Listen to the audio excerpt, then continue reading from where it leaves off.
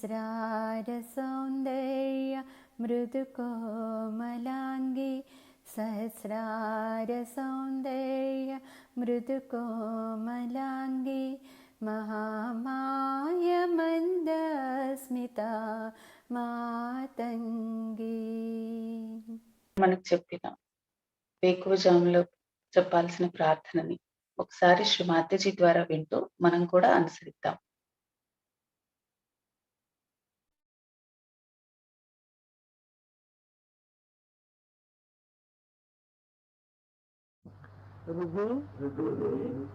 संस्फुरात्मकत्वं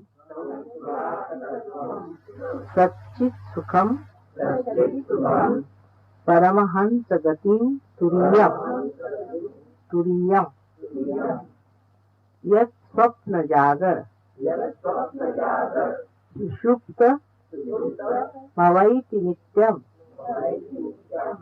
तद् ब्रह्म निष्कलमहं न च भूत संगा। अर्थ कळा का?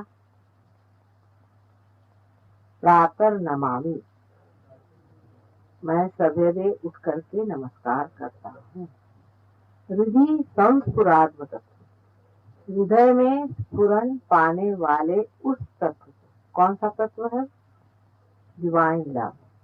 उस तत्व को मैं याद करता हूँ, उसको मैं नमस्कार करता हूँ। प्रातः नमामि हृदय संस्फुरात्मकत्वं सच्चित् सुखम, सच्चित् सुखम जो सत्य है, चित है और सुख है। परमहंस गति तुरीयम, तुरीय दशा उसे कहते हैं जिसमें आप आ गए। पार होने का मतलब है तुरीया, आप उस दशा में आ गए हैं, परमहंस गति की दशा में आ गए। परमहंस गति तुरीयम, उस दशा का, उस अवस्था का मैं नमस्कार करता हूँ। अभी तो जो आए नहीं वो गा रहे हैं, लेकिन आप आ चुके। प्रातः नमामि हृदि संस्फुरात्मकत्वं सच्चित् सुखम परमहंस गतिं तुरीयम यत् स्वप्न जागर, जो स्वप्न जागर, स्वप्न में जागृत अवस्था में सुषुप्ति मवई की नित्य, सुषुप्ति अवस्था में सब में नित्य रहता है। चाहे आप जागते रहें, चाहे आप सोते रहें, चाहे आप सबकॉन्शियस से रहें। सुषुप्ति माने सबकॉन्शियस में, और उससे भी अनकॉन्शियस में रहें, जहाँ वो नित्य रहता है। यत् स्वप्न जागर सुषुप्त मवई की नित्यम तद ब्रह्म निष्कलमहम्, वो अलेपा, वो निर्लेप ब्रह्म मैं हूँ। न च भूत संगा, मैं ये जो भूत संग है, भूत संग माने 5 तत्वों से बना हुआ ये शरीर मन बुद्धि जो है वो मैं नहीं, लेकिन वो ब्रह्म है जो नित्य अविनाशी हमेशा हर स्थिति में रहता है। इस श्लोक को याद कर लेना चाहते हैं। प्रातः नमामि हृदि संस्फुरात्मकत्वं सच्चित् सुखं परमहंस गतिं तुरीयं यत् स्वप्न जागर सुषुप्त मवैति नित्यं तत् ब्रह्म निष्कलमहं न च भूत। ये हम लोगों के लिए जो रियलाइज हो गए हैं। శ్రీ మాతాజీ గారి యొక్క ప్రవచనాన్ని వింటూ మన చిత్తాన్ని సహస్రారంలో ఉంచి శ్రీ మాతాజీ గారి ప్రవచనాన్ని విందాం. ఇది 1991 ఫిబ్రవరి 16న మహాశివరాత్రి పూజ నిన్న మొన్న జరిగిన ప్రసంగమే. దాని 3వ భాగం ఇవాళ విందాం. జై Shri Mataji.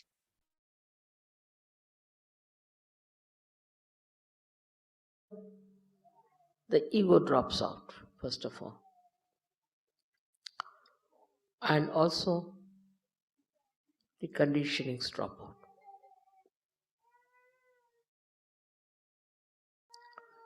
Now the third nadi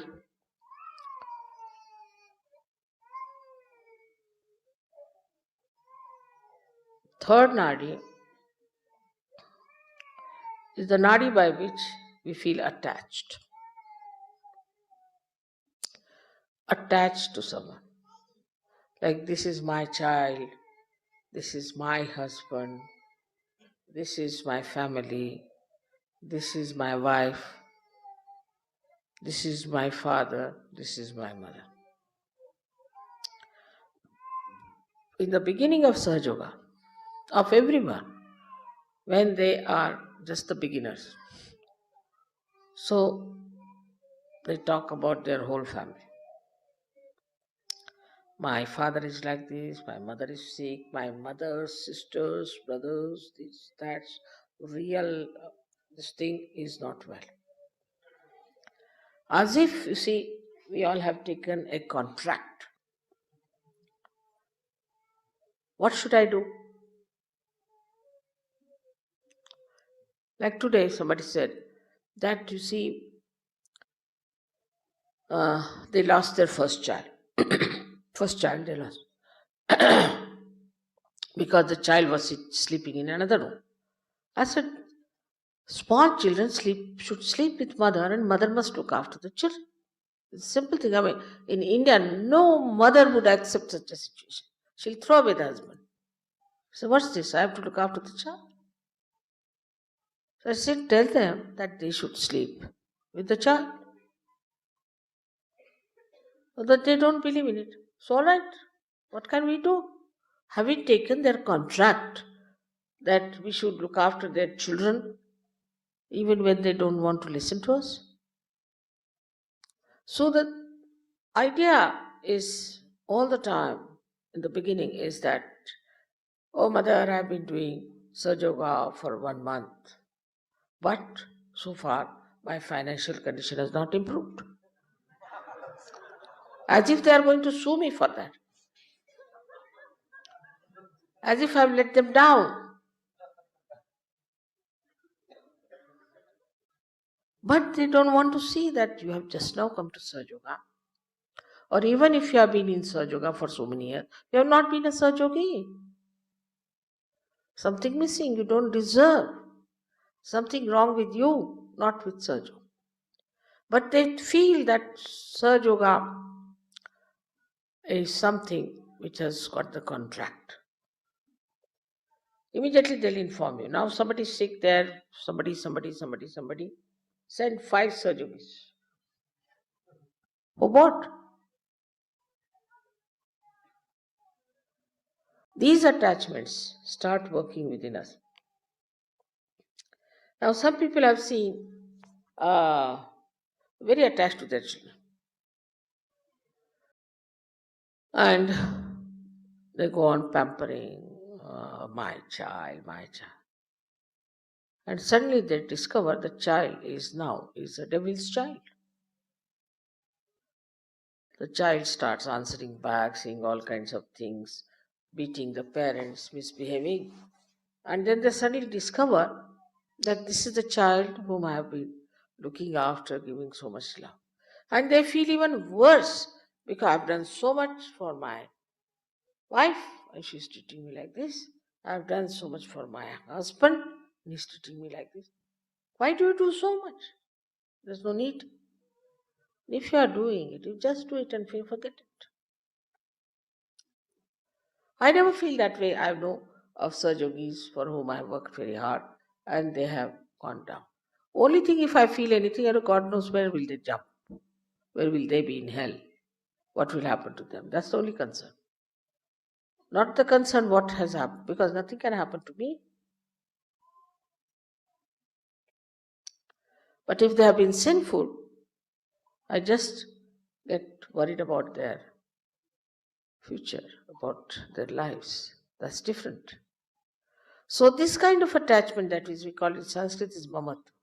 This is mine, that's my child, my this thing, my that. Who are your relations are Sahaja Yogis. Remember this. It's a sentence you must remember. My relations are Sahaja Yogis only. And anybody who plays against Sahaja Yogis, troubles Sahaja Yogis, that person could be my own wife, could be my own child, is not mine. I'll not allow such a thing to happen. This relationship is all right till Sajogis are one with each other. As soon as somebody tries to harm any other Sajogi, then I am not with that person. I've seen there are many like that, but very good Sajogis. They'll never side with their wives, never side with their children. Because they know if you are siding with them, you are making them sinful. You are destroying them. They are worried about their ascent. So they never allow anybody, a relation of theirs, to trouble others. I've seen some children who are extremely naughty, very troublesome, very violent. And the parents just saying, Mother, put them right. We leave it to you. They are to be put right. But others may say, oh, no, you see, my child, he cannot do such a thing. So, one has to understand the discrimination part of it.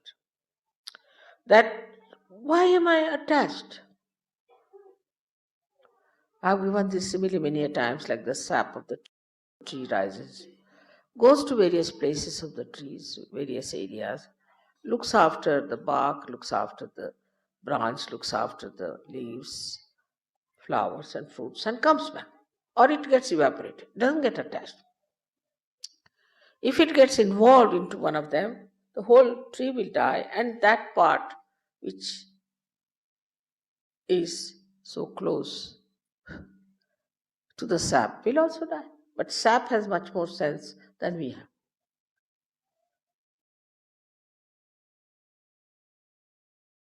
To them, husband so important. I mean, so many problems of husbands, wives, this, that.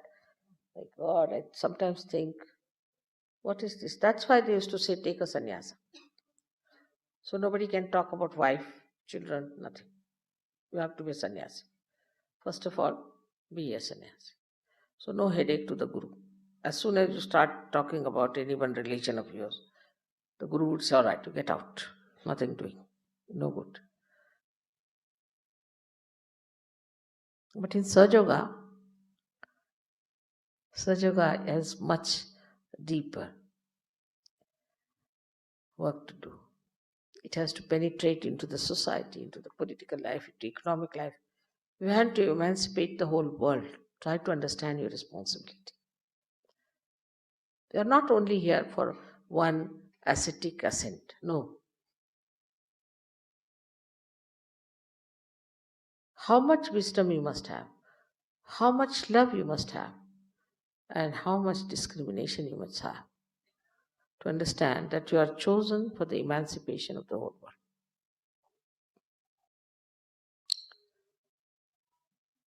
So now this so-called limited love, what is the solution which takes you to destruction? Is the unlimited love. Because Shiva is nothing but love. He is love.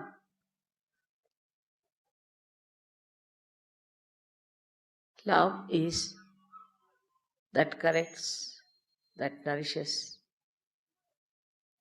that wants your benevolence. That's what Shiva is. It wants your benevolence. It looks after your benevolence. So when you are looking after the benevolence of others with love, then the whole life changes. The whole pattern changes. And you really enjoy it because you become one with so many concerned, with so many families, so many things, so many problems of others. And so you just feel you are one with so many. Now see, we have so many Sahajogis here today. First time when I came to Italy, I must tell you, I came with Christy. No, what's the name of Catherine. And she's the only one who knew Italian. And we had told some newspaper to reserve some sort of a hall and advertise for us. Nothing was done. So when we came, and anyone. So I went round with her to put the posters. But still nobody came. And today we are so many. But we must know that we are bound to each other by love. And the love that is for our benevolence, for our ascent. And then you just start enjoying everyone. Then you don't think what race you are, what country you are, what this thing you are, nothing. Surgery finished. So you become a universal being. And this attitude has to be achieved. When I hear that some Indian girls are tortured and troubled, I think, how can they do it? Or somebody who is a black skin, they are tortured. Or some Indians are treating somebody because they are of low caste. It's not possible because they are all part and parcel of one body. We are all brothers and sisters, born of the same mother. But this is only possible when you dissolve that limited relationship of yours into this great unlimited ocean of love. Then only it is possible. And if it is not there, do not try to justify. Just watch yourself. See for yourself. Are you really in love with everyone? See, I would say that all the time when I'm supposed to go for shopping, I just think, oh, this one will be nice for this one. That will be nice for that one. For myself, if you say, it's impossible for me to buy anything for myself. Impossible situation. Unless and it is absolutely immediate or some problem is there if I'm just without it. I won't even buy a drink for myself, even if I'm thirsty. Because the whole thing is the joy of others. Oh, this will be nice for that person. This will be good for that person.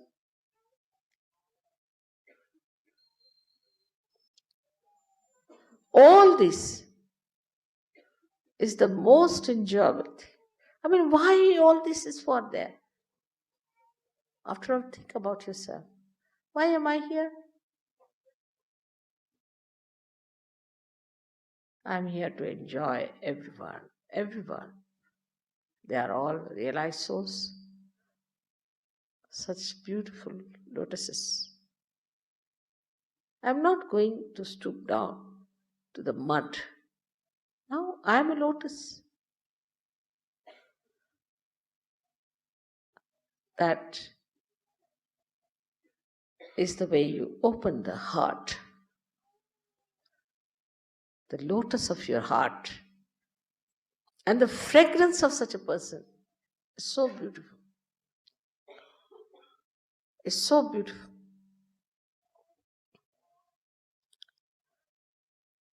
So you are no more divisive. You do not want to separate from each other. Anywhere is done, you are agreeable to that. You don't think that it should be done here or there, but anywhere, but should be.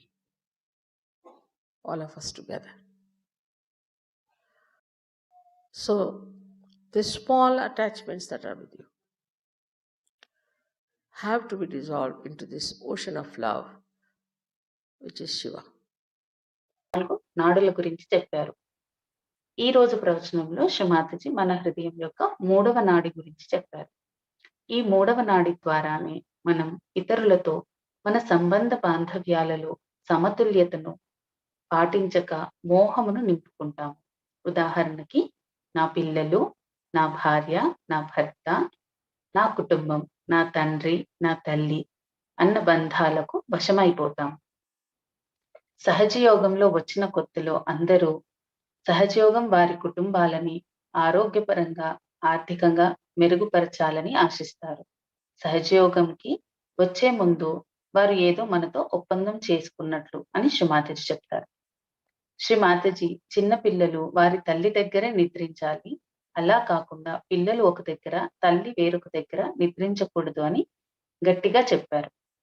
సహజయోగంలోకి వచ్చిన వారు తమ ఆర్థిక పరిస్థితులు, కుటుంబ సభ్యుల ఆరోగ్యం ఎందుకు మెరుగుపడటం లేదు అని ఆలోచించకుండా అసలు మాలో లోపం ఏమిటి, శ్రీ మాతాజీ అనుగ్రహం పొందడానికి తగిన విధంగా మనల్ని మనం మలుచుకుంటున్నామా అని ఆలోచించాలి. కొందరు వారి పిల్లలపై మోహంతో బంధవశులై ప్రవర్తిస్తారు. వారు అతి గారాబం చేస్తారు. అకస్మాత్తుగా ఆ పిల్లల ప్రవర్తనలో తేడా గమనించి వారిలో రాక్షసత్వం నిండినదని తెలుసుకున్నప్పుడు, ఇన్ని రోజులు ఇటువంటి వాడికా నేను నా ప్రేమను పంచింది, సంరక్షించింది అనిపిస్తుంది.